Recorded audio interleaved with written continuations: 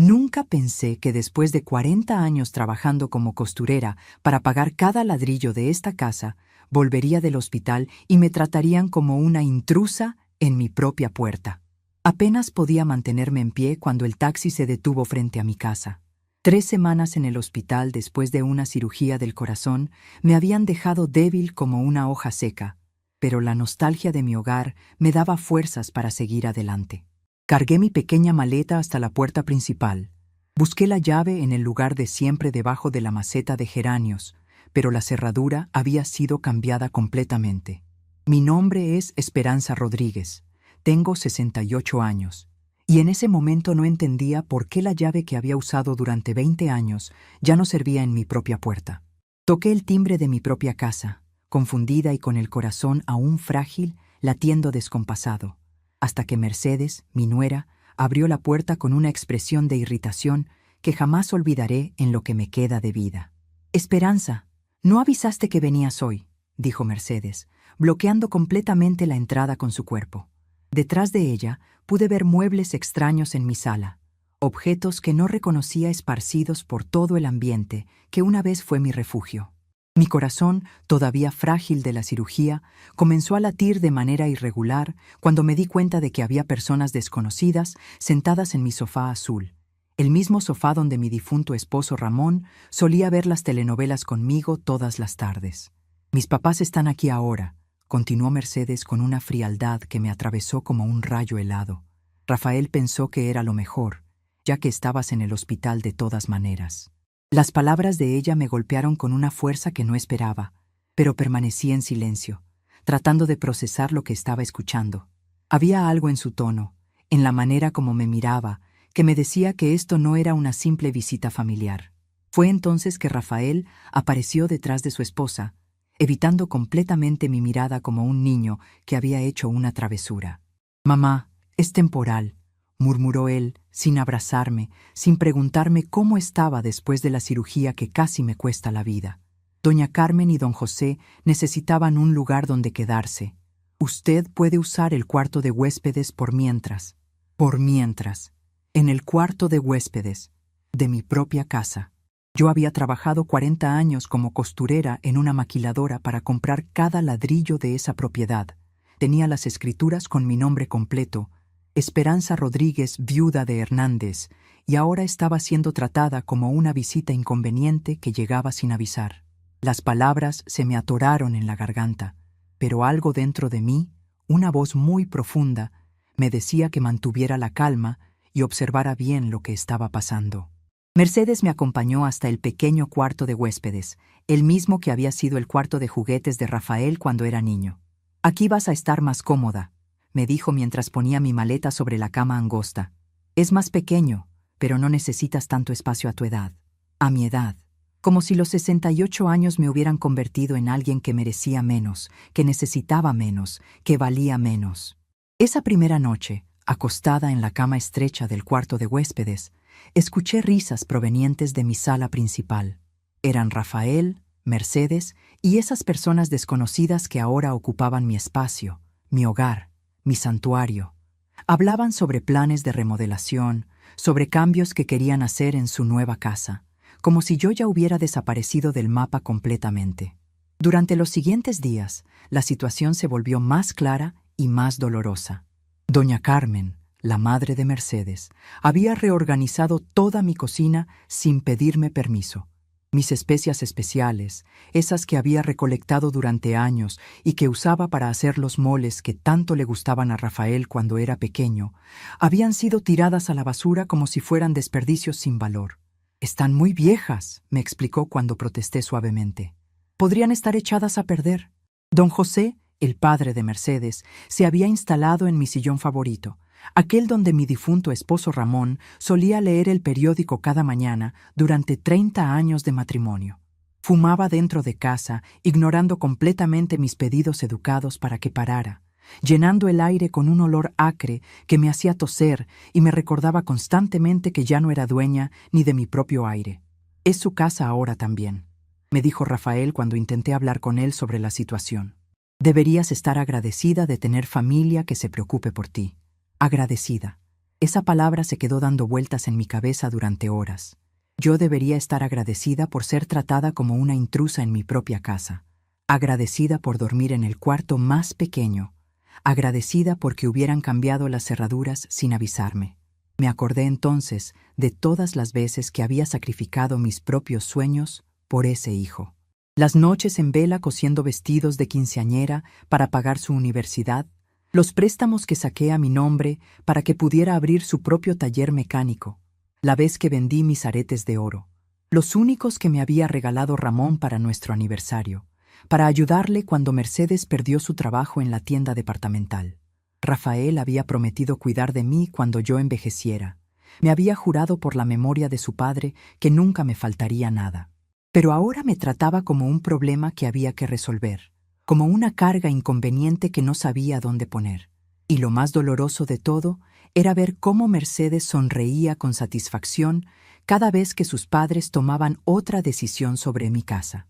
El martes por la mañana, mientras intentaba prepararme un café en mi propia cocina, descubrí que doña Carmen había puesto un candado en el refrigerador. «Es para ahorrar energía eléctrica», le explicó a Rafael más tarde, como si yo fuera una niña irresponsable que no sabía cuidar los recursos. Esperanza puede pedirnos cuando necesite algo, pedirles permiso, para abrir mi refrigerador, en mi casa, con mi dinero de la pensión pagando la luz eléctrica. Esa tarde, mientras estaba sentada en el pequeño patio trasero, mi vecina Elena se asomó por encima de la cerca que separaba nuestras propiedades. Elena había sido mi amiga durante más de 15 años, había estado conmigo cuando Ramón murió, había llorado conmigo, había sido mi apoyo en los momentos más difíciles. «Esperanza», me susurró preocupada. «¿Estás bien? He visto mucho movimiento en tu casa, carros desconocidos». Le conté todo lo que había pasado, desde mi llegada del hospital hasta el candado en el refrigerador. Elena me escuchó con atención, moviendo la cabeza con desaprobación. «Eso no está bien», me dijo firmemente. «Esta es tu casa, Esperanza. Nadie tiene derecho a tratarte así». Pero yo no sabía qué hacer. Rafael era mi único hijo, mi única familia directa. Mercedes había sido parte de mi vida durante 15 años. ¿Cómo podía luchar contra ellos? El miércoles por la noche, la situación empeoró considerablemente. Estaba acostada en el cuarto de huéspedes cuando escuché voces fuertes provenientes de la sala. Me acerqué silenciosamente y pude escuchar una conversación que me partió el corazón en pedazos. «Ya está muy vieja para manejar tanto dinero», decía Mercedes. «La pensión de Ramón más lo que ella ahorra cada mes es una buena cantidad. Podríamos administrarlo mejor nosotros». «Tienes razón», respondió Rafael. «Además, esta casa es demasiado grande para ella sola. Podríamos venderla y comprar algo más pequeño para mamá, y con lo que sobre nos alcanzaría para ampliar el taller».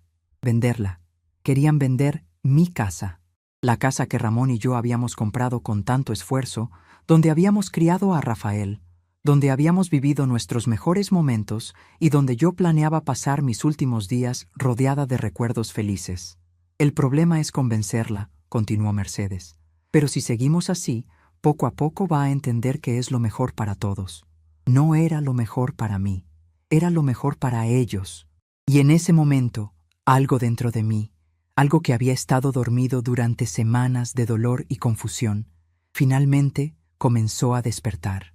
El jueves por la mañana, mientras todos dormían, salí silenciosamente de la casa y caminé hasta la casa de Elena.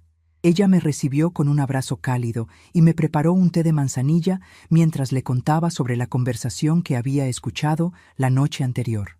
«Esperanza», me dijo Elena con seriedad, «ellos están planeando robarte todo. Tu casa, tu dinero, tu dignidad. Esto ya no es solo falta de respeto, esto es un robo en toda regla». Sus palabras me dolieron porque sabía que tenía razón, pero también me dieron una claridad que no había tenido en semanas. «¿Pero qué puedo hacer?», le pregunté sintiéndome perdida. «Es mi hijo, Elena. Es la única familia que tengo. La familia de verdad no te roba, Esperanza», me respondió con firmeza. «La familia de verdad no te trata como un estorbo. Esto que están haciendo contigo no es amor, es abuso». Elena tenía razón, pero reconocerlo me dolía más de lo que podía expresar con palabras. Me quedé en casa de Elena hasta la tarde, planeando qué iba a hacer. Ella me sugirió que buscara ayuda legal, que consultara con un abogado sobre mis derechos. Tienes las escrituras de la casa a tu nombre, me recordó. Tienes tus documentos, tu identificación. Eres una mujer mentalmente competente que está siendo víctima de abuso familiar. Cuando regresé a casa esa tarde, todos estaban cenando en mi mesa de comedor como si fuera la cosa más natural del mundo. Rafael me vio entrar y simplemente dijo: «Mamá, sírvase algo de cenar. Quedó comida en la estufa», como si fuera una invitada en mi propia casa, como si debiera agradecer las sobras de la comida que ellos habían preparado con mis propios ingredientes. Esa noche, acostada nuevamente en la cama estrecha del cuarto de huéspedes, tomé una decisión que cambiaría todo. Ya no iba a ser la víctima silenciosa. Ya no iba a permitir que me trataran como un mueble viejo que estorba. Si querían jugar sucio, si querían quitarme todo lo que había construido con tanto esfuerzo, entonces iban a descubrir que Esperanza Rodríguez no era la anciana indefensa que creían que era. Al día siguiente, viernes por la mañana, desperté antes del amanecer con una determinación que no había sentido en meses. Era hora de actuar. Era hora de demostrar que 68 años de vida no me habían hecho débil, sino más sabia. Mientras todos dormían en mi casa, comencé a planear la estrategia que iba a usar para recuperar no solo mi hogar, sino también mi dignidad. Rafael y Mercedes pensaban que me habían derrotado, que había aceptado mi nuevo lugar como una carga familiar. Don José y doña Carmen creían que podían seguir tratándome como una sirvienta en mi propia casa. Pero todos estaban a punto de aprender una lección que nunca olvidarían. Nunca subestimes a una mujer que ha perdido todo lo que tenía que perder, porque lo que ellos no sabían era que yo había guardado algunos secretos durante todos estos años, algunos recursos que ni siquiera Rafael conocía. Y más importante aún, tenía algo que ellos nunca tendrían: la certeza absoluta de que estaba en el lado correcto de esta batalla.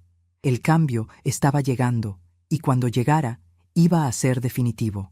El viernes por la mañana desperté con una claridad mental que no había sentido en semanas, pero también con un dolor en el pecho que no tenía nada que ver con mi cirugía del corazón.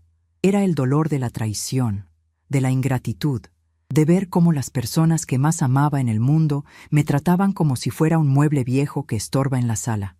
Mientras me vestía en silencio en el pequeño cuarto de huéspedes, pude escuchar las voces de todos desayunando en mi comedor. Reían, planificaban el día, hablaban sobre las compras que tenían que hacer para mejorar la casa. Mi casa, la casa que Ramón y yo compramos ladrillo por ladrillo cuando Rafael apenas tenía 5 años. Me acordé de esos primeros años, cuando trabajábamos los 2 turnos en la maquiladora para poder pagar la hipoteca. Ramón en el turno de la mañana, yo en el de la noche, y nos turnábamos para cuidar a Rafael. Nunca tuvimos vacaciones familiares elegantes. Nunca compramos ropa de marca. Nunca comimos en restaurantes caros. Todo nuestro dinero, cada peso que ganábamos con tanto esfuerzo, se iba para esa casa que ahora querían quitarme. Salí silenciosamente de mi cuarto y me dirigí hacia la cocina. Doña Carmen estaba preparando café en mi cafetera, usando mis tazas, organizando mis trastes como si llevara años viviendo ahí. Cuando me vio entrar, ni siquiera me saludó. Solo me miró de arriba abajo con una expresión de molestia, como si mi presencia fuera una interrupción en su rutina matutina. «Buenos días, doña Carmen», le dije educadamente, tratando de mantener la compostura que mi madre me había enseñado tantos años atrás. Ella apenas murmuró algo que podría haber sido un saludo, pero no me ofreció café ni me preguntó cómo había dormido. En mi propia casa me trataba como una extraña indeseable. Me serví un vaso de agua y me senté en la pequeña silla que quedaba libre en mi propia mesa de cocina.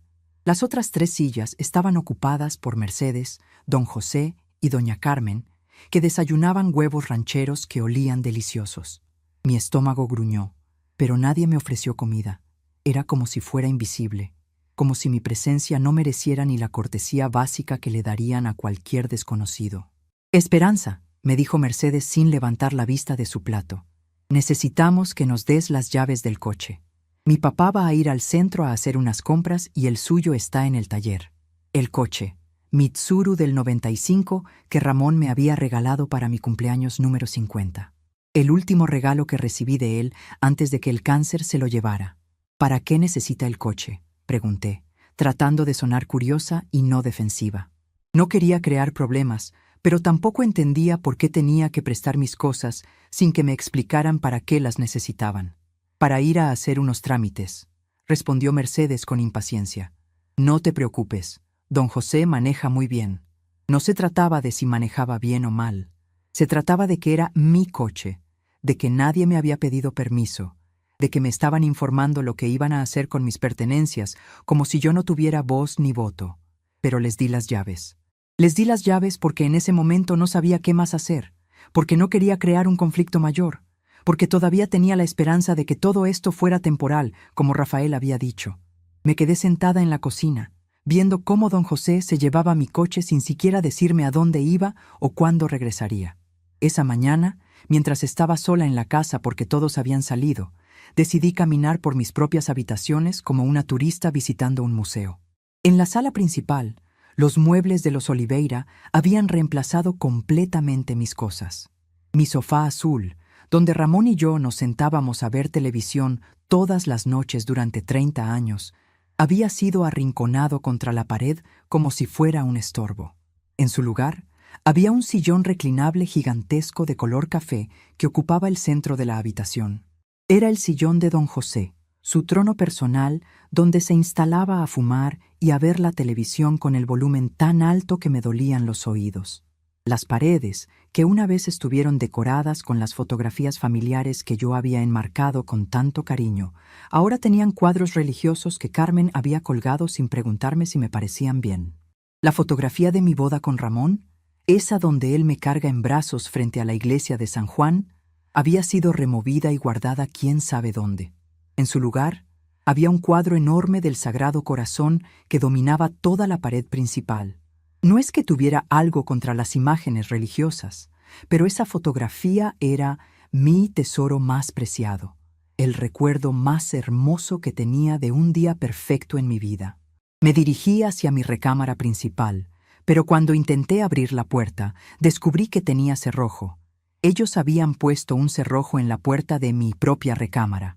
Carmen y José se habían adueñado de mi cama matrimonial, de mi cómoda, de mi armario lleno de vestidos que había cosido yo misma a lo largo de los años. Toqué suavemente la puerta, sabiendo que no había nadie adentro, pero necesitaba tocarla.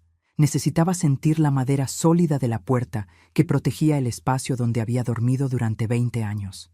Detrás de esa puerta estaban todas mis cosas personales, las cartas de amor que Ramón me escribía cuando éramos novios, mis medicinas para el corazón, la caja de madera donde guardaba mis pocos ahorros en efectivo para emergencias. ¿Habrían revisado mis cosas? ¿Habrían leído las cartas privadas de mi difunto esposo? ¿Habrían tomado mi dinero? La sola idea me hizo sentir náuseas.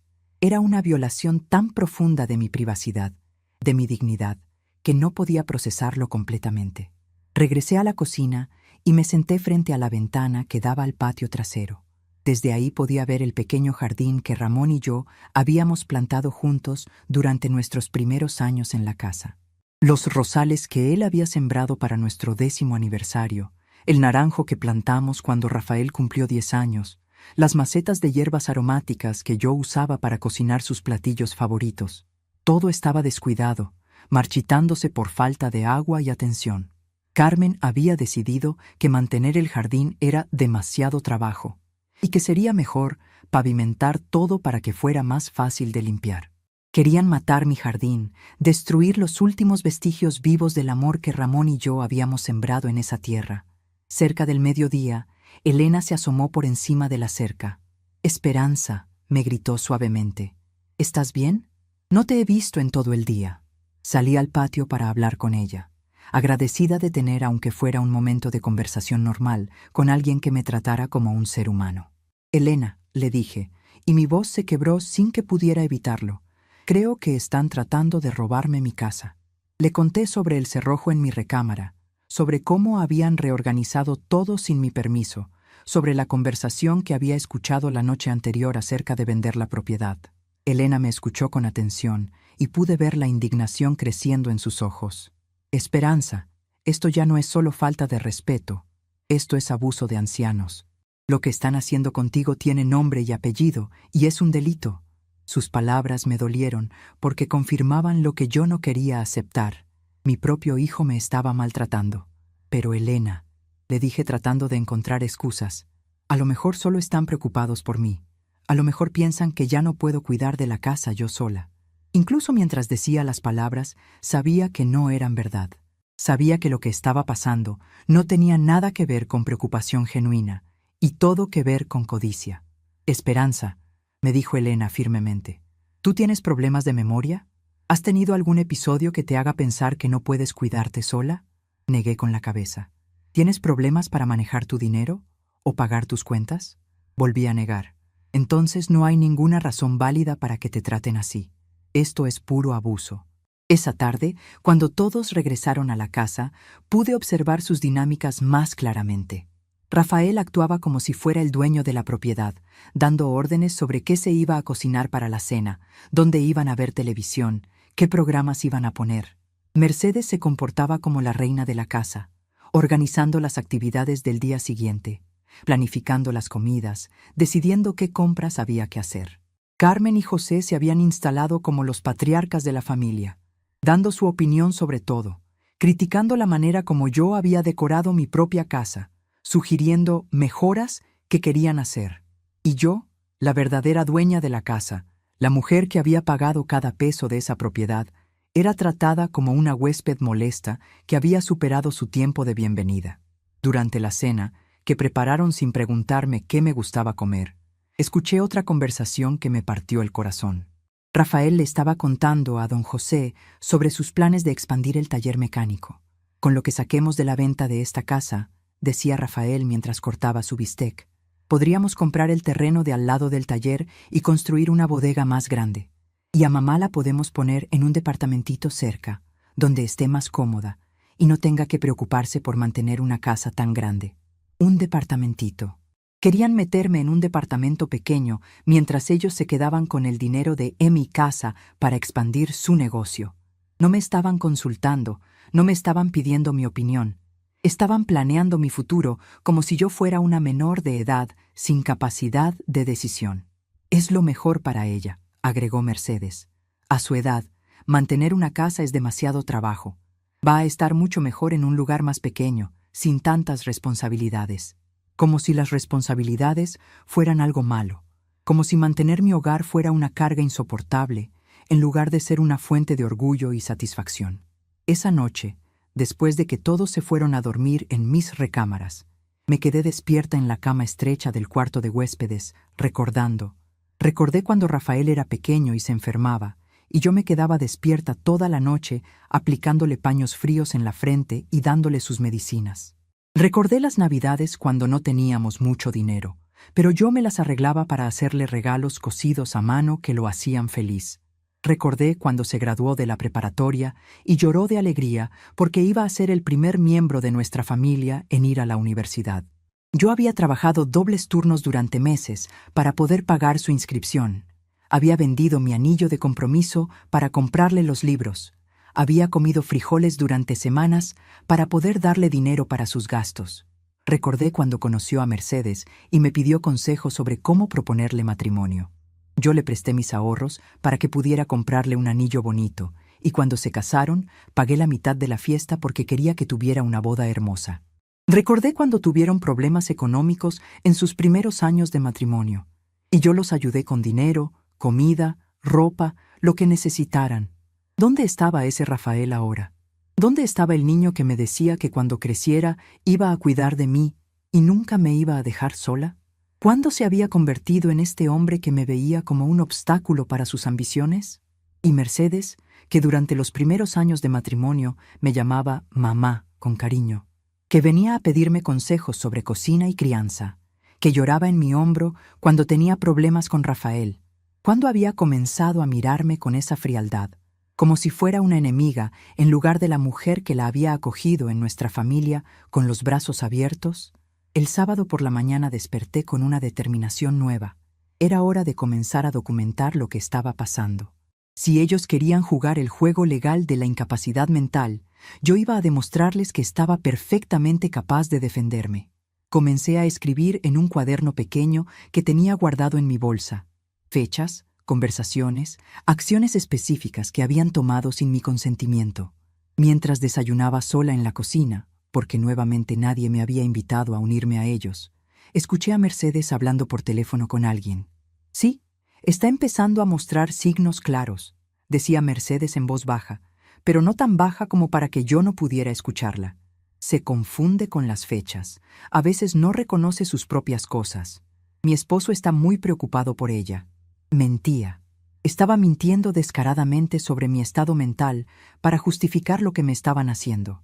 Creemos que lo mejor sería buscar opciones de cuidado especializado, continuó Mercedes. No queremos que se lastime estando sola en una casa tan grande. Cuidado especializado. Querían meterme en un asilo para ancianos. Querían declararme incapaz mentalmente para poder quedarse con mis bienes legalmente. En ese momento, algo dentro de mí se rompió definitivamente. No era solo la traición, no era solo la codicia.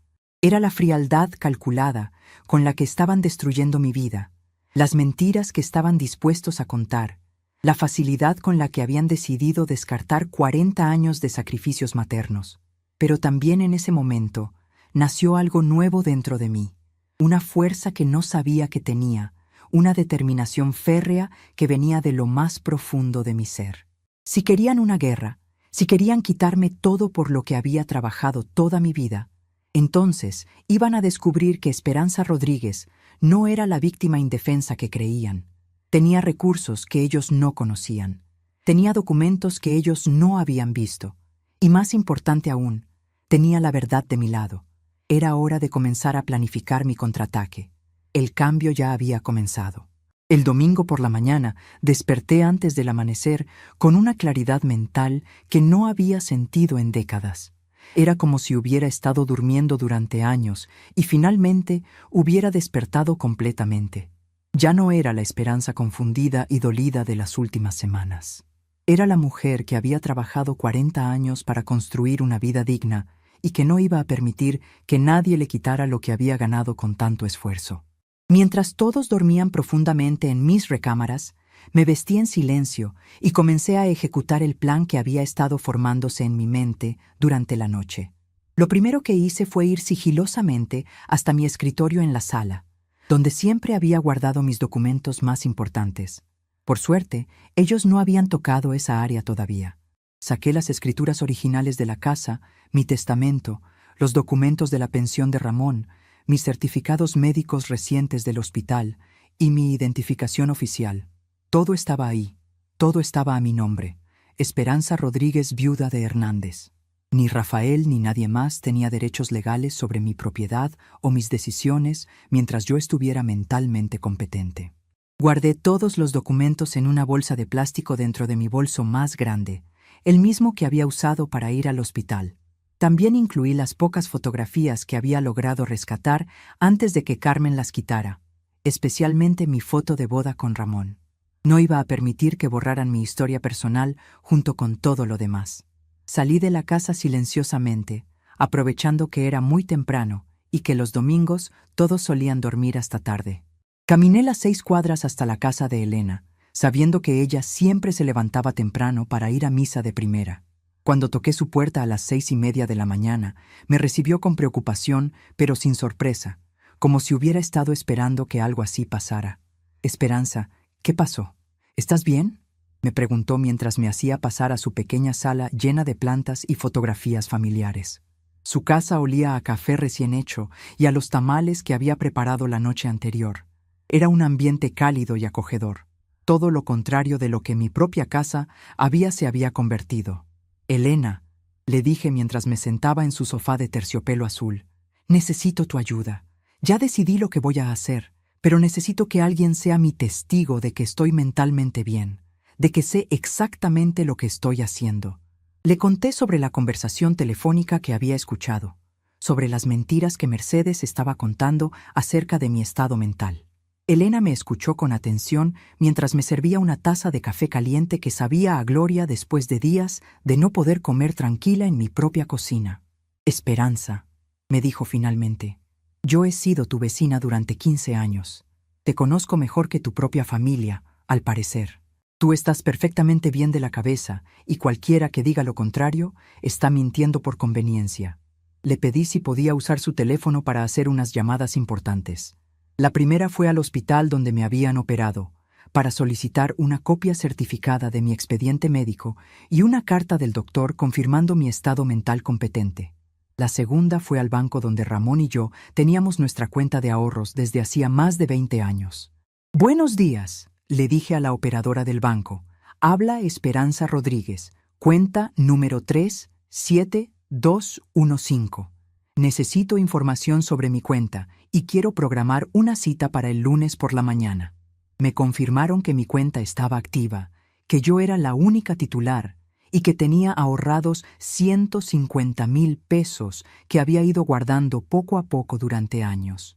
Rafael no sabía sobre ese dinero. Pensaba que yo solo tenía la pensión mensual de Ramón, pero durante décadas yo había sido muy cuidadosa con mis gastos y había ido ahorrando pequeñas cantidades cada mes. Era mi fondo de emergencia, mi seguridad para la vejez, y ahora se había convertido en mi fondo de guerra para defender mi dignidad. Mi tercera llamada fue al despacho de un abogado que Elena conocía. Se llamaba licenciado Joaquín Morales, y tenía fama de ser honesto y de defender a las personas mayores contra abusos familiares. Su secretaria me dijo que podía recibirme el lunes por la tarde y que trajera todos mis documentos porque necesitaba evaluar mi caso completamente. Después de hacer las llamadas, Elena y yo nos sentamos a planificar los siguientes pasos. Ella se ofreció a acompañarme a todas las citas y a ser mi testigo de que yo estaba tomando decisiones racionales y bien pensadas. «Lo que están haciendo contigo no está bien», me repitió varias veces. «Y me da mucho gusto ver que finalmente vas a defenderte». Regresé a casa alrededor de las 10 de la mañana. Rafael estaba en la cocina desayunando huevos con chorizo que olían deliciosos, pero no me ofreció nada. Solo me miró con una expresión extraña cuando entré. «Mamá, ¿dónde andaba tan temprano?», me preguntó con un tono que intentaba sonar casual, pero que tenía un dejo de sospecha. Mercedes estaba sentada junto a él y pude ver que los dos intercambiaron una mirada rápida. «Fui a misa temprano», mentí tranquilamente. Luego pasé a visitar a Elena un ratito.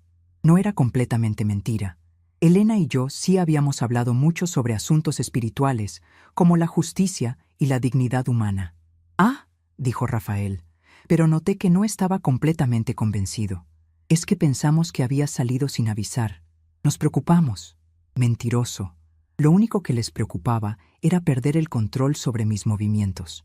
Esa tarde, mientras ellos veían televisión en mi sala, yo me quedé en el pequeño cuarto de huéspedes organizando mis pensamientos y planeando cada movimiento que iba a hacer durante la semana siguiente. Había decidido que ya no iba a ser reactiva, iba a ser proactiva. Ya no iba a esperar a ver qué hacían ellos, iba a tomar el control de la situación completamente. En mi pequeño cuaderno comencé a escribir una lista detallada de todas las cosas que habían hecho sin mi permiso. Cambiar las cerraduras, poner cerrojo en mi recámara, reorganizar mi cocina, tirar mis cosas, usar mi coche, instalar a personas extrañas en mi casa, planificar vender mi propiedad, mentir sobre mi estado mental. Cada acción tenía fecha y hora, y tenía testigos o evidencias de que había ocurrido. También comencé a anotar todas las conversaciones que había escuchado sobre sus planes de deshacerse de mí y quedarse con mis bienes. Mercedes hablando por teléfono sobre buscarme cuidado especializado. Rafael discutiendo cómo usar el dinero de la venta de mi casa para expandir su negocio. Carmen y José actuando como si fueran los nuevos dueños de mi propiedad. El lunes por la mañana me levanté temprano otra vez, pero esta vez no traté de salir sin que me vieran. Me vestí con mi mejor vestido, el azul marino que había usado para la graduación de Rafael de la universidad, y me peiné cuidadosamente. Quería verme digna, competente, como la mujer responsable que había sido toda mi vida. «Voy a ir al banco y después a hacer unas compras», anuncié durante el desayuno, mirando directamente a Rafael. «Voy a estar fuera la mayor parte del día». No les pedí permiso, no les expliqué detalles. Solo les informé lo que iba a hacer, como cualquier adulta independiente tiene derecho a hacer. «¿Necesita que la acompañe?», preguntó Mercedes con una sonrisa falsa. «Las calles están muy peligrosas para las personas mayores».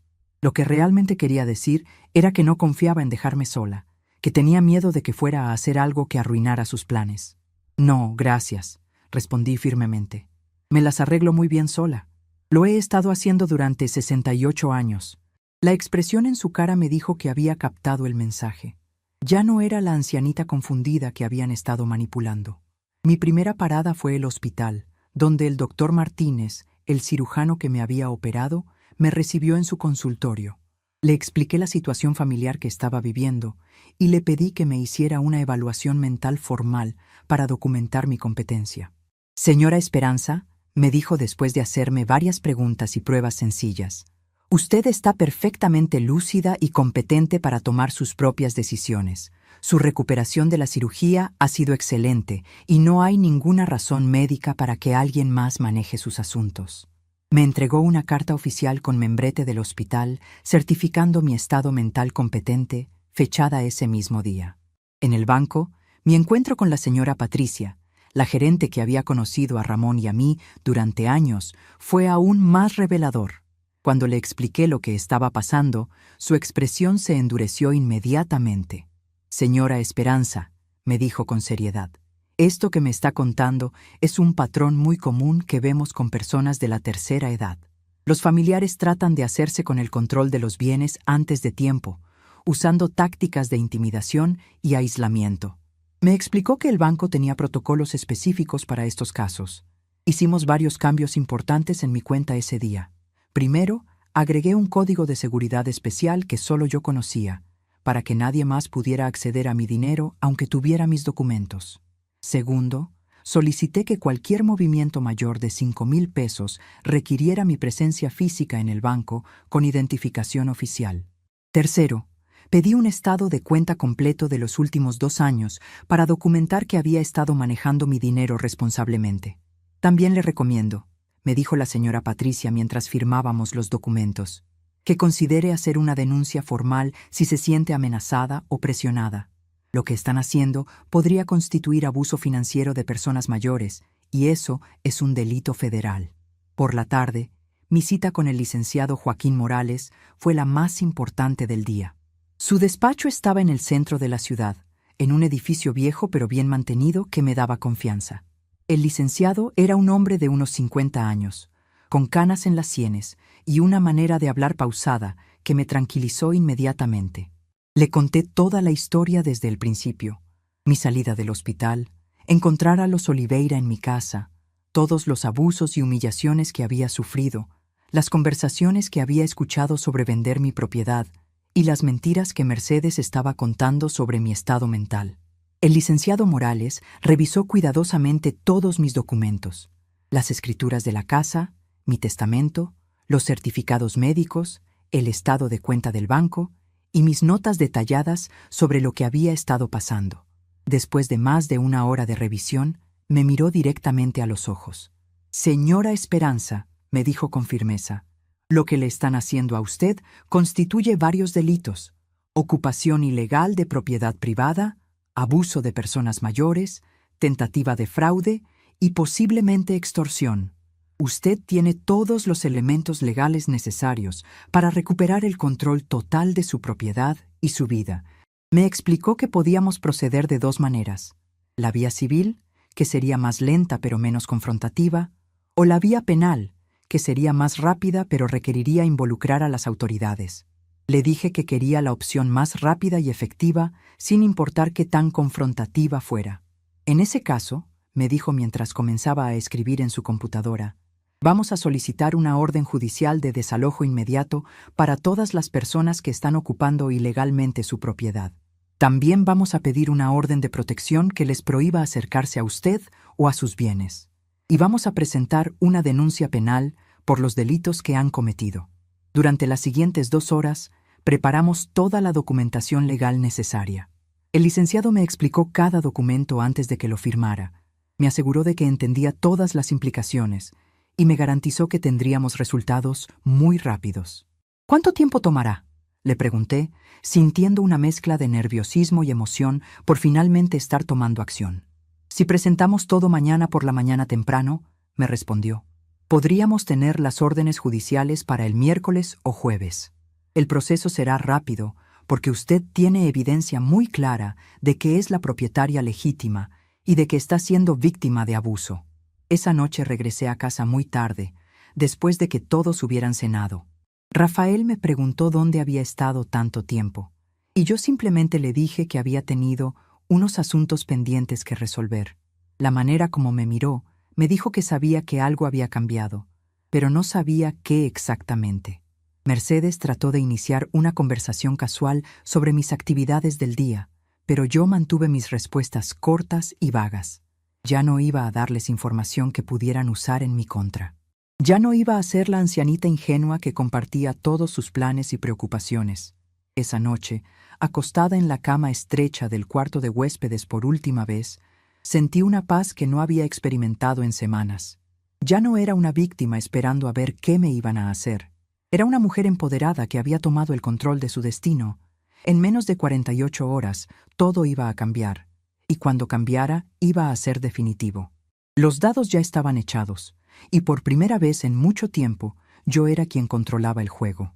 El miércoles por la mañana desperté a las 5:30, pero no por nerviosismo, sino por una extraña sensación de calma anticipatoria. Era el día que había estado esperando, el día en que finalmente iba a recuperar mi dignidad y mi hogar.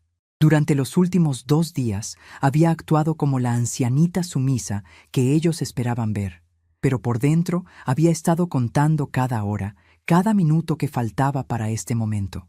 Me vestí cuidadosamente con mi mejor vestido negro, el que había usado para el funeral de Ramón. Era apropiado, pensé, porque hoy también era el día de un funeral, el funeral de la esperanza víctima, de la mujer que había permitido que la pisotearan en su propia casa. Esa mujer estaba muriendo para que naciera otra completamente nueva. Desayuné en silencio mientras Rafael y Mercedes discutían los planes del día. Escuché cómo Rafael le decía a Mercedes que tenía una cita importante en el taller con un cliente nuevo, y cómo ella le respondía que aprovecharía para ir de compras con sus padres usando mi coche otra vez. Ninguno de los dos me dirigió la palabra directamente, como había sido la costumbre durante las últimas semanas. «Voy a salir temprano hoy», anuncié mientras terminaba mi café. «Tengo algunas citas médicas de seguimiento». Era verdad, en cierta manera. Tenía citas, pero no eran médicas, eran legales, y definitivamente iban a curar el mal que había estado sufriendo. A las 7:30 de la mañana, Elena llegó a buscarme como habíamos acordado. La vi por la ventana del cuarto de huéspedes, esperándome al final de la cuadra para no despertar sospechas. Salí de la casa con mi bolso grande lleno de documentos, diciéndoles que regresaría por la tarde. «¿Cómo te sientes?», me preguntó Elena mientras caminábamos hacia la parada del camión que nos llevaría al centro de la ciudad. Su presencia me daba mucha tranquilidad. Durante todos estos días difíciles, ella había sido mi única aliada real, la única persona que me había tratado como un ser humano con derechos y dignidad. «Me siento como si fuera mi cumpleaños, mi graduación y mi boda, todo junto», le respondí honestamente. «Tengo 68 años, Elena, pero hoy siento como si mi vida real apenas estuviera comenzando». Llegamos al juzgado a las 8 en punto de la mañana. El licenciado Morales ya estaba esperándonos en la entrada, vestido con un traje impecable y cargando una carpeta gruesa llena de documentos. Su presencia me transmitía una confianza profesional que me hizo sentir que estaba en las mejores manos posibles. «Buenos días, señora Esperanza», me saludó con una sonrisa tranquila. «¿Está lista para recuperar su casa?». La manera como lo dijo, con tanta seguridad y determinación, me hizo entender que no había duda sobre el resultado de lo que íbamos a hacer. Durante las siguientes 3 horas, presencié algo que jamás hubiera imaginado posible. El juez, un hombre mayor de cabello completamente blanco y expresión seria, revisó cuidadosamente todos mis documentos, las escrituras de la casa, los certificados médicos que confirmaban mi competencia mental, los estados de cuenta del banco, mis notas detalladas sobre los abusos que había sufrido. «Señora Esperanza», me dijo el juez después de revisar todo, «este es un caso muy claro de ocupación ilegal de propiedad privada y abuso de personas mayores. Voy a emitir inmediatamente una orden de desalojo para todas las personas que están ocupando su propiedad sin su consentimiento y una orden de protección que les prohíbe acercarse a usted o a sus bienes». El licenciado Morales me explicó que las órdenes serían ejecutadas ese mismo día por oficiales judiciales y que yo podría estar presente durante el proceso si así lo deseaba. ¿Quiere acompañarnos cuando vayamos a entregar las órdenes?, me preguntó. Sí, respondí sin dudarlo. Quiero estar ahí. Quiero que vean mi cara cuando se den cuenta de que la ancianita indefensa, que creían que era en realidad, tenía más recursos de los que imaginaban. Regresamos a mi colonia alrededor de las 2 de la tarde. 2 oficiales judiciales nos seguían en su vehículo oficial, junto con un locksmith que el licenciado Morales había contratado para cambiar las cerraduras inmediatamente después del desalojo. Mientras caminábamos hacia mi casa, pude ver las cortinas de varias ventanas moviéndose. Mis vecinos habían notado la presencia de los oficiales y sabían que algo importante estaba pasando. Elena me apretó el brazo suavemente, dándome apoyo moral para lo que estaba a punto de suceder. Cuando llegamos a la puerta principal, el oficial Rodríguez, un hombre corpulento de unos 40 años, tocó el timbre con autoridad. Después de unos momentos, la puerta se abrió y apareció don José, todavía en pijama y con cara de haber estado durmiendo la siesta. ¿En qué puedo ayudarles?, preguntó don José con desconfianza, notando los uniformes de los oficiales y la formalidad del grupo que estaba en su puerta. Señor José Oliveira, dijo el oficial Rodríguez, consultando sus papeles, tengo una orden judicial de desalojo inmediato para usted y todas las personas que están ocupando esta propiedad sin autorización de la dueña legítima. Extendió los documentos oficiales hacia don José, que los tomó con manos temblorosas. La expresión en el rostro de don José cambió completamente cuando comenzó a leer los papeles. Sus ojos se movían rápidamente por las líneas, y pude ver el momento exacto en que comprendió la gravedad de la situación. Pero esto debe ser un error, balbuceó don José. Nosotros vivimos aquí con permiso de Rafael, el hijo de la señora. Él nos dijo que podíamos quedarnos. Rafael Santos no tiene ningún derecho legal sobre esta propiedad, respondió el licenciado Morales firmemente. La única propietaria es la señora Esperanza Rodríguez, y ella nunca autorizó su presencia aquí. Lo que están haciendo constituye ocupación ilegal. En ese momento apareció Carmen, envuelta en una bata floreada y con los ojos hinchados de dormir. Cuando vio la escena en la puerta, su cara se llenó de alarma. ¿Qué está pasando aquí?, preguntó con voz aguda. Doña Carmen, intervine yo por primera vez, dando un paso adelante para que me viera claramente. Lo que está pasando es que yo he recuperado el control de mi casa. Ustedes tienen 2 horas para recoger sus pertenencias personales y salir de mi propiedad permanentemente. La expresión de shock absoluto en el rostro de Carmen fue algo que jamás olvidaré. Me miró como si estuviera viendo un fantasma, como si no pudiera creer que la ancianita sumisa que habían estado maltratando durante semanas hubiera sido capaz de organizarse de esta manera. Esto es imposible, murmuró Carmen. Esperanza no puede hacer esto. Ella está enferma, no puede tomar decisiones importantes.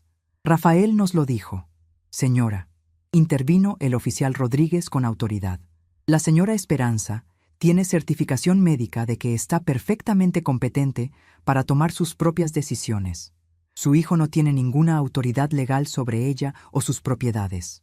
Si no cumplen con la orden de desalojo voluntariamente, procederemos a sacarlos por la fuerza. Fue entonces cuando apareció Mercedes, bajando las escaleras con prisa después de haber escuchado las voces.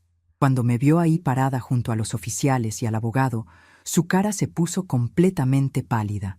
Esperanza, dijo Mercedes con voz temblorosa. ¿Qué está haciendo? ¿Por qué está actuando así? Nosotros solo estamos tratando de ayudarla. Mercedes, le respondí con una calma que yo misma no sabía que poseía. Ayudar sería preguntarme qué necesito, no decidir unilateralmente qué es mejor para mí. Ayudar sería respetarme, no cambiar las cerraduras de mi propia casa. Ayudar sería cuidar mis cosas, no tirarlas a la basura como si no valieran nada. En ese momento llegó Rafael corriendo desde la calle. Había alguien que le había avisado sobre la presencia de los oficiales, y su cara mostraba una mezcla de confusión, enojo y pánico. «Mamá, ¿qué está pasando aquí?», gritó Rafael mientras se acercaba al grupo. «¿Por qué hay policías en la casa?». «No son policías, hijo», le dije manteniendo mi tono firme y sereno. Son oficiales judiciales y están aquí porque yo solicité una orden de desalojo contra todas las personas que han estado ocupando ilegalmente mi propiedad. Rafael me miró como si no me reconociera. Mamá, usted está confundida. Esta es su casa, pero nosotros vivimos aquí también. Somos familia. Señor Rafael Santos, intervino el licenciado Morales, su madre es la única propietaria legal de esta casa. Usted y su esposa pueden vivir aquí únicamente con el permiso explícito de ella, permiso que evidentemente ha sido revocado debido al maltrato que le han dado. ¿Maltrato?, exclamó Rafael con indignación.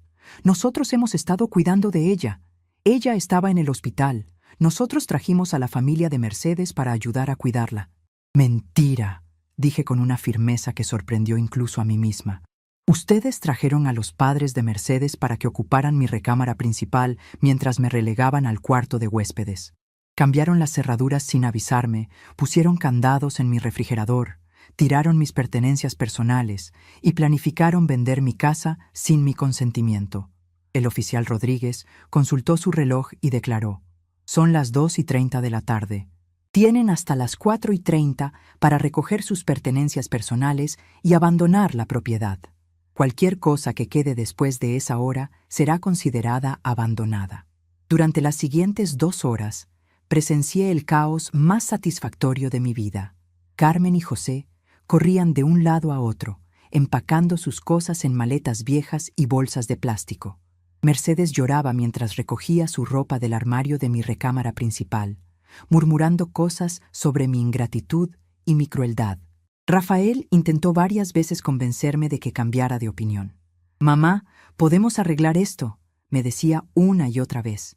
«Podemos hablar, podemos encontrar una solución que funcione para todos». «La solución que funciona para mí», le respondí cada vez, «es recuperar mi casa y mi dignidad.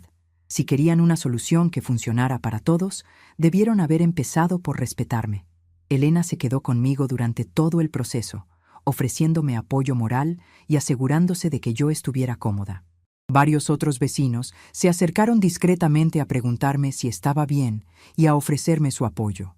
Me di cuenta de que muchos de ellos habían notado que algo extraño estaba pasando en mi casa, pero no habían sabido cómo ayudar. A las 4:15, los Oliveira ya habían cargado sus cosas en un taxi que Rafael había llamado para llevarlos a la casa de unos parientes. Carmen me lanzó una mirada llena de resentimiento antes de subirse al vehículo, pero ya no me importaba lo que pensaran de mí. Mercedes fue la última en salir. Se acercó a mí con los ojos rojos de llorar y me dijo: «Esperanza, espero que algún día pueda perdonarnos. Nosotros realmente pensábamos que estábamos haciendo lo mejor para usted». «Mercedes», le respondí tranquilamente, «lo mejor para mí hubiera sido preguntarme qué quería, no decidir por mí. Pero ya es demasiado tarde para eso». Ella se fue sin decir nada más. Rafael fue el último en irse. Se paró frente a mí en la puerta de mi casa y me dijo: «Mamá, usted está cometiendo un gran error. Nosotros somos su familia. ¿Qué va a hacer aquí sola?» «Rafael», le dije mirándolo directamente a los ojos, «prefiero estar sola y respetada que acompañada y humillada. Y en cuanto a si estoy cometiendo un error, creo que el único error que cometí fue permitir que esto llegara tan lejos». Después de que se fueron, el locksmith cambió todas las cerraduras de la casa y yo recibí las únicas llaves. El licenciado Morales me entregó copias certificadas de todas las órdenes judiciales y me explicó que tenía una orden de protección válida por 6 meses que prohibía a cualquier miembro de mi familia acercarse a mí o a mi propiedad sin mi consentimiento explícito. «Si intentan regresar o la molestan de cualquier manera», me dijo el licenciado, «llame inmediatamente a las autoridades. Ahora usted tiene protección legal completa». Cuando finalmente me quedé sola en mi casa, el silencio me pareció ensordecedor al principio, pero gradualmente ese silencio se convirtió en paz. Era mi silencio, en mi casa, rodeada de mis cosas, tomando mis propias decisiones. Esa noche, Elena vino a cenar conmigo. Cocinamos juntas en mi cocina recién liberada, usando mis especias que logré rescatar antes de que las tiraran, preparando mi receta favorita de pollo en mole, que no había podido hacer en semanas. «¿Te arrepientes de algo?», me preguntó Elena mientras comíamos en mi mesa de comedor, por primera vez en semanas sin la presencia hostil de los invasores. Solo me arrepiento de una cosa, le respondí después de pensarlo cuidadosamente. Me arrepiento de haber permitido que durara tanto tiempo. Debería haber actuado desde el primer día. Esa noche dormí en mi propia cama, en mi propia recámara, rodeada de mis propios recuerdos. Y por primera vez en semanas dormí profundamente y sin pesadillas. El cambio había llegado, y era definitivo. 6 meses han pasado desde aquel día miércoles que cambió mi vida para siempre. 6 meses desde que recuperé no solo mi casa, sino también mi dignidad y mi derecho a vivir en paz. Mientras escribo estas palabras en mi pequeño diario personal, sentada en mi sillón favorito con una taza de café recién hecho, puedo decir con certeza que estos han sido los meses más tranquilos y satisfactorios que he vivido en mucho tiempo. La casa está exactamente como yo quiero que esté. Volví a colgar mi fotografía de boda con Ramón en el lugar de honor de la sala principal, donde puede sonreírme cada mañana cuando bajo a desayunar. Los cuadros religiosos que Carmen había impuesto están guardados en el armario del cuarto de huéspedes, no porque tenga algo contra la fe, sino porque cada objeto en esta casa debe estar aquí porque yo lo decidí. Mi recámara principal volvió a ser mi santuario personal. Cambié completamente la ropa de cama porque no podía soportar la idea de dormir en sábanas que habían usado otras personas sin mi permiso. Compré todo nuevo: cobijas suaves de color azul cielo, almohadas mullidas que abrazan mi cabeza cuando duermo, y cortinas de encaje que filtran la luz de la mañana creando patrones hermosos en las paredes. He establecido nuevas rutinas que me llenan de tranquilidad. Despierto cada día a las 6 de la mañana, no porque tenga que hacerlo, sino porque me gusta. Preparo mi café despacio, saboreando el proceso de moler los granos, calentar el agua a la temperatura perfecta y esperar a que el aroma llene toda la cocina. Es mi pequeño ritual de paz matutina. Después del café, salgo a regar mi jardín. Replantamos todo con ayuda de Elena. Nuevos rosales donde Ramón había sembrado los originales, hierbas aromáticas frescas para cocinar y un pequeño huerto de tomates y chiles que me da gran satisfacción cuidar. Cada planta que crece es una pequeña victoria contra quienes querían pavimentar mi jardín para su comodidad. Elena se ha convertido en mucho más que una vecina. Es mi hermana elegida, mi familia verdadera. Almorzamos juntas 3 veces por semana. Vamos al mercado los sábados. Y los domingos asistimos a misa en la iglesia de San Miguel. Ella conoce toda mi historia, entiende por qué tomo las decisiones que tomo y me apoya sin juzgarme. «Esperanza», me dijo Elena el otro día mientras bordábamos servilletas en mi sala, «nunca te había visto tan en paz contigo misma. Es como si hubieras encontrado quien realmente eres después de años de estar perdida». Tenía razón. Durante décadas había vivido definiéndome por mis relaciones con otros, esposa de Ramón, madre de Rafael, suegra de Mercedes.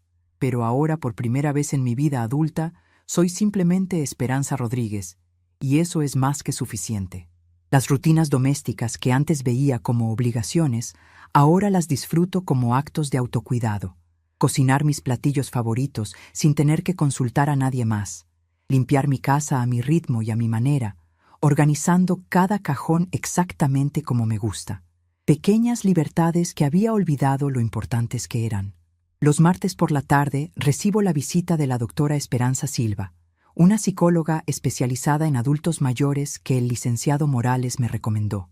Al principio pensé que no necesitaba terapia porque había resuelto mi problema, pero Elena me convenció de que hablar con un profesional me ayudaría a procesar todo lo que había vivido.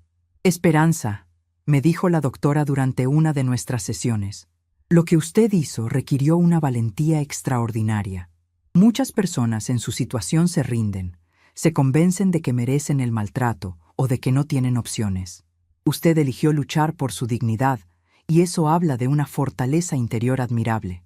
Me explicó que el abuso de personas mayores por parte de familiares es más común de lo que la gente cree, y que muchas víctimas nunca se atreven a denunciarlo por miedo a quedarse solos o por sentimientos de culpa hacia los abusadores. «Usted no solo se salvó a sí misma», me dijo, «sino que se convirtió en un ejemplo para otras personas que podrían estar pasando por lo mismo». Eso me hizo pensar en cuántas otras mujeres de mi edad podrían estar viviendo situaciones similares, siendo maltratadas por sus propios hijos, perdiendo el control de sus vidas poco a poco. Decidí que cuando me sintiera completamente recuperada, me gustaría voluntariar en alguna organización que ayude a personas mayores en situaciones de abuso. Los domingos por la tarde me siento en el patio trasero con un libro y una limonada, disfrutando del jardín que ha vuelto a florecer. A veces, Elena viene a acompañarme y leemos juntas en silencio cómplice. Otras veces, vengo sola y simplemente observo las mariposas visitando mis flores, escucho a los pájaros cantando en el naranjo, siento la brisa suave en mi cara. Es en esos momentos cuando más claramente veo la diferencia entre mi vida anterior y mi vida actual. Antes, incluso cuando estaba físicamente sola, mi mente estaba constantemente preocupada por las necesidades y opiniones de otros. ¿Qué iba a cocinar para Rafael? ¿Le gustaría a Mercedes la decoración de la sala? ¿Estarían cómodos los invitados? Ahora, cuando estoy sola, verdaderamente estoy en paz. No hay voces externas dictándome qué debo hacer o cómo debo sentirme. Solo está mi propia voz interior, que ha aprendido a valorarse y respetarse después de tantos años de silencio. He recibido 3 cartas de Rafael durante estos meses. Las primeras 2 las leí completas antes de tirarlas a la basura. Eran llenas de autojustificación, explicaciones de por qué había hecho lo que había hecho, promesas de que las cosas podrían ser diferentes si yo los perdonaba y los dejaba regresar. La tercera carta, que llegó la semana pasada, ni siquiera la abrí. La reconocí por la letra en el sobre y la tiré directamente al bote de basura. No es que sienta odio hacia Rafael. El odio requiere energía emocional que ya no estoy dispuesta a gastar en él. Simplemente he llegado a la comprensión de que algunas relaciones están tan dañadas que no pueden repararse. Y está bien aceptar esa realidad. Elena me contó que los vio una vez en el mercado central. Rafael se veía demacrado, más delgado, con cara de preocupación constante. Mercedes ya no estaba con él. Aparentemente lo había dejado cuando se dieron cuenta de que no iban a heredar mi casa ni mi dinero. Los padres de ella regresaron a su pueblo natal, y ella se fue a vivir con una hermana en Guadalajara. ¿Sentiste algo cuando te conté eso?, me preguntó Elena después de darme esas noticias. Tristeza, le respondí honestamente, pero no tristeza por él específicamente. Tristeza por la pérdida de lo que pudo haber sido si él hubiera elegido diferente. Tristeza por el hijo que una vez fue y que ya no existe. Es una tristeza limpia, sin culpa ni obligación de hacer algo al respecto. Es como estar triste por una película dramática. Sientes la emoción, pero sabes que no es tu responsabilidad cambiar el final. Mi relación con el dinero también ha cambiado profundamente. Durante años, gasté mi dinero principalmente en otros, en la educación de Rafael, en ayudar a la familia cuando tenían problemas, en regalos y atenciones que esperaba que fortalecieran nuestros lazos. Ahora gasto mi dinero en mi propia calidad de vida y bienestar. Me compré un televisor nuevo con pantalla grande para poder ver mis telenovelas cómodamente. Contraté a una muchacha joven llamada Lupita para que venga 2 veces por semana a ayudarme con la limpieza profunda de la casa. No porque no pueda hacerlo yo sola, sino porque prefiero usar mi energía en actividades que disfruto más. También me inscribí en una clase de yoga para adultos mayores en el centro comunitario del barrio. Al principio me daba pena, porque pensaba que era demasiado mayor para aprender algo nuevo, pero la instructora, una mujer dulce llamada Patricia, me aseguró que nunca es demasiado tarde para cuidar nuestro cuerpo y nuestra mente. Señora Esperanza, me dijo Patricia después de mi primera clase, usted tiene una energía muy especial. Se nota que está en un lugar muy bueno en su vida. Tenía razón. A los 68 años, finalmente estaba en un lugar bueno en mi vida. Los miércoles por la tarde voy al centro de la ciudad a almorzar sola en restaurantes pequeños que nunca había visitado. Al principio me sentía extraña, comiendo sola en público, pero gradualmente descubrí que es una experiencia muy liberadora. Puedo pedir exactamente lo que quiero comer, tomando todo el tiempo que necesite para decidir. Puedo observar a la gente, escuchar conversaciones interesantes o simplemente disfrutar de mi comida en silencio contemplativo. En uno de esos almuerzos conocí a doña Josefina, una mujer de 75 años que también come sola frecuentemente. Nos hicimos amigas rápidamente al descubrir que compartimos muchas experiencias similares. Ella también había tenido que alejarse de familiares tóxicos para encontrar su propia paz. El problema de muchas mujeres de nuestra generación, me dijo Josefina durante uno de nuestros almuerzos, es que nos enseñaron a cuidar a todos excepto a nosotras mismas. Nos dijeron que ser buenas madres significaba sacrificarse completamente por los hijos, pero nunca nos dijeron que los hijos también tienen la responsabilidad de respetar y cuidar a sus madres. Sus palabras me resonaron profundamente. Había gastado décadas de mi vida creyendo que una buena madre debía aceptar cualquier comportamiento de sus hijos, incluso el abuso, porque la familia está por encima de todo. Pero ahora entiendo que una familia verdadera se basa en respeto mutuo, no en sacrificio unilateral. Los sábados por la noche, Elena y yo nos alternamos para hacer cenas especiales en nuestras casas. Cocinamos platillos elaborados que requieren tiempo y cuidado. Ponemos música de nuestra juventud y conversamos sobre todo y nada. Son mis momentos favoritos de la semana, llenos de risas genuinas y conexión real. ¿Extrañas tener familia cerca?, me preguntó Elena una de esas noches mientras compartíamos un mole poblano que había tardado 3 horas en preparar. Extraño tener familia que me ame de verdad, le respondí. Pero lo que tenía antes no era amor verdadero. Era una dinámica enfermiza donde yo daba todo y ellos tomaban todo, y cuando dejé de dar, dejaron de fingir que me amaban. Es una distinción importante que he aprendido a hacer. El amor verdadero incluye respeto, consideración, reciprocidad. Lo que yo tenía antes era dependencia emocional y financiera disfrazada de amor familiar. Las noches son mi tiempo más preciado. Después de cenar, me doy un baño relajante con sales aromáticas que compré en una tienda naturista. Me pongo mi pijama más cómoda, preparo un té de manzanilla y me siento en mi cama a leer o a escribir en mi diario. Escribir se ha convertido en una práctica meditativa que me ayuda a procesar mis pensamientos y emociones. No escribo para nadie más. Escribo para mí misma, para dejar constancia de esta nueva etapa de mi vida que es tan diferente de todo lo que había vivido antes.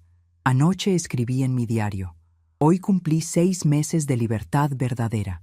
6 meses de tomar mis propias decisiones sin tener que consultar a nadie. 6 meses de gastar mi dinero en lo que me da placer. 6 meses de dormir profundamente sin preocuparme por los problemas de otros. Si pudiera regresar en el tiempo y hablar con la Esperanza que salió del hospital aquel día, le diría: ten paciencia, hija. Lo peor está por venir, pero también lo mejor. Y lo mejor va a durar mucho más tiempo que lo peor. El licenciado Morales me llamó la semana pasada para informarme que la orden de protección expirará en unos días y me preguntó si quería renovarla. Después de pensarlo cuidadosamente, decidí que no era necesario. No porque tenga intención de reconciliarme con Rafael, sino porque ya no siento que lo necesite para protegerme. Me he vuelto muy buena estableciendo y manteniendo límites. Si Rafael apareciera en mi puerta mañana, simplemente no le abriría. Si insistiera, llamaría a las autoridades. Si tratara de manipularme emocionalmente, le colgaría el teléfono. Ya no soy la mujer que permite que otros la pisoteen. Esta mañana, mientras regaba mis geranios rojos que están floreciendo hermosamente, reflexioné sobre lo extraño que es encontrar la felicidad a los 68 años. Durante décadas pensé que la felicidad estaba en dar todo de mí misma a otros, en ser necesaria, en sacrificarme por el bienestar de mi familia. Pero resulta que la felicidad estaba en respetarme lo suficiente como para exigir respeto de otros. Elena me dijo ayer que soy un ejemplo inspirador para las otras mujeres del barrio. Aparentemente, mi historia se ha corrido entre las vecinas, y varias de ellas han venido a pedirle consejos sobre situaciones similares que están viviendo. Me siento orgullosa de poder ser un ejemplo de que nunca es demasiado tarde para defender nuestra dignidad. El sol está comenzando a ponerse mientras termino de escribir estas líneas. En unas horas, Elena vendrá a cenar conmigo. Vamos a preparar chiles en nogada porque septiembre ya está llegando y queremos practicar la receta antes de las fiestas patrias. Después veremos una película antigua que ambas amamos y ella se irá a su casa cuando se sienta lista. Mañana será otro día de paz, de decisiones tomadas libremente, de actividades elegidas por gusto y no por obligación. Podré despertar cuando mi cuerpo esté listo, desayunar lo que se me antoje, hacer las actividades que me den placer. Es una vida simple. Algunos dirían que solitaria, pero yo he aprendido la diferencia entre estar sola y sentirse sola. Cuando vivía con Rafael y su familia, me sentía profundamente sola a pesar de estar rodeada de gente. Ahora que vivo físicamente sola, me siento acompañada por mi propia paz interior y por las relaciones verdaderamente significativas que he construido. Si pudiera enviarle un mensaje a cualquier mujer que esté pasando por lo que yo pasé, le diría esto: no tienes que aceptar el maltrato solo porque viene de familia. No tienes que sacrificar tu dignidad por mantener relaciones que no te nutren. No es egoísta exigir respeto. No es cruel alejarte de quien te hace daño. Y nunca, nunca es demasiado tarde para empezar una nueva vida. Mientras guardo mi diario en el cajón de la mesita de noche, sonrío pensando en todo el camino que he recorrido desde aquel día terrible cuando llegué del hospital y encontré mi casa ocupada por extraños. Esa mujer dolida y confundida parece otra persona ahora. Esa mujer no sabía que tenía la fuerza para cambiar su vida completamente, pero la tenía, la tuvo siempre. Solo necesitaba encontrarla. Hoy me voy a dormir en mi propia cama, en mi propia casa, rodeada de mis propias cosas, después de un día vivido completamente según mis propias decisiones. Y mañana despertaré lista para otro día de esta nueva vida que he construido desde 0 a los 68 años. A veces, el mayor comienzo es el silencio que una elige mantener.